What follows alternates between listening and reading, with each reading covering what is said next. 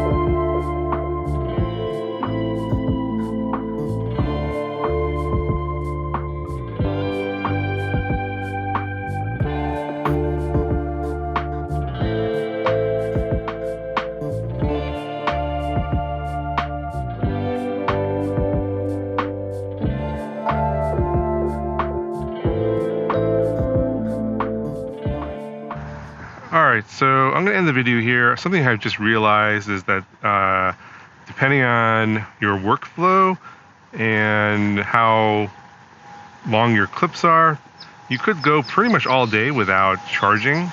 So you probably noticed that I filmed the scooter over 2 days. On the end of the first day, the rear tire of my scooter was really low, and so I decided just to stop filming and decided to film on a different day.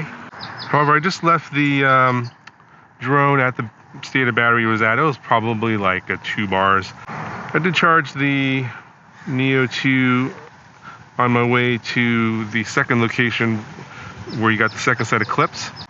And I'm basically still at 3 bars after getting all the footage I wanted, basically just using the power bank in between clips.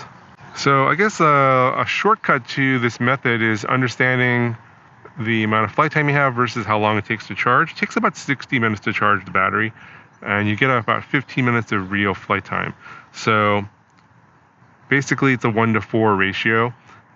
If you fly for a minute and you charge for 4 minutes, then you could basically use a power bank indefinitely out in the field with just the one battery. So if you do like a 2-minute clip, then charge for 8 minutes, then you're going to basically recover all of the charge that you used on that flight. So that's basically sort of a rule of thumb.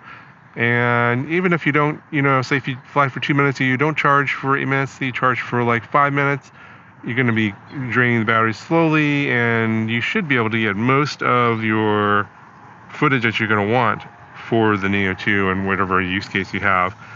So basically, is the conclusion for this video is that, yeah, if you only have one battery, it's not the end of the world. You can use a power bank and extend your flights over a longer period of time if you're using it in sort of the workflow that I'm using the Neo 2 in. Anyway, I hope you found this video helpful. If you did, let me know in the comments below, and I'll talk to you guys in the next video.